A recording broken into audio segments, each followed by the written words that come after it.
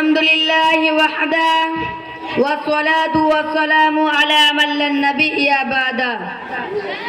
শ্রদ্ধেয় সম্মানীয় principal, chairman, director, শিক্ষক ও মঞ্চ উপবিষ্ট অতিথিবৃন্দরা এবং আমার প্রিয় ভাই ও বোনেরা, সবাইকে আন্তরিক শুভেচ্ছা ও অভিনন্দন। আমার নাম মোহাম্মদ হাবিব।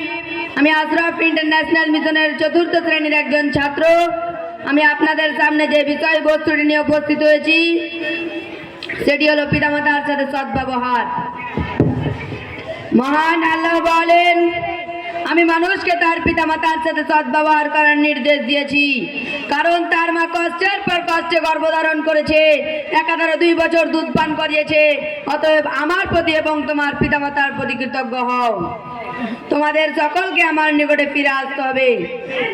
মহান আল্লাহ সূরা লোকমান আয়াত নম্বর 14 আরো বলেন, তোমার পালনকর্তা নির্দেশ দিয়েছেন যে তার ছাড়া যেন অন্য কাউরির ইবাদত না করো, তারপরে পরেই তোমার পিতামাতার প্রতি কৃতজ্ঞ হও।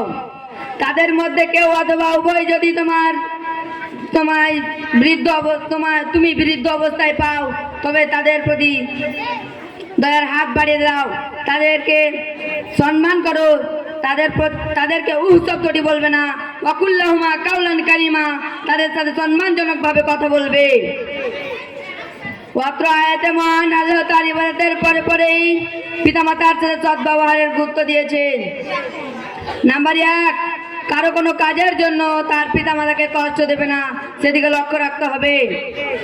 নাম্বার 2, তাদের কোনো কাজের জন্য তাদেরকে কষ্ট দেওয়া নিষেধ। 3, তাদের প্রতি দয়ার হাত বাড়িয়ে দিতে হবে।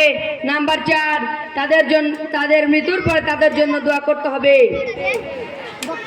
আব্দুল্লাহ ইবনে আমর রাদিয়াল্লাহু তাআলা আনহু থেকে হাদিসটি বর্ণিত, এক ব্যক্তি নবী করিম সাল্লাল্লাহু আলাইহি ওয়াসাল্লামকে জিজ্ঞেস করলেন, হে আল্লাহর রাসূল, আল্লাহর নিকটে সবচেয়ে পছন্দনীয় আমল কি? ক্বালা as-সালাতু আলা ওয়াক্তিহা, সময় মতো সালাত আদায় করা। ক্বালা সুম্মা আয়ু, এরপর কি? ক্বালা সুম্মা বিরুল ওয়ালিদাইনি ইহসানা, পিতামাতার প্রতি কৃতজ্ঞ হওয়া। ক্বালা সুম্মা আয়ু, এরপর কি? ক্বালা জিহাদ ফি সাবিলিল্লাহ, আল্লাহর রাস্তায় জিহাদ করা।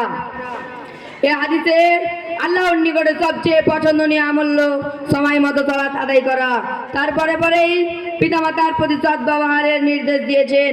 এমনকি এতে জিহাদের উপরেও পিতামাতার সাথে সদ্ব্যবহারের গুরুত্ব দিয়েছেন। আবু হুরায়রা রাদিয়াল্লাহু তাআলা থেকে হাদিসটি বর্ণিত। আবু হুরায়রা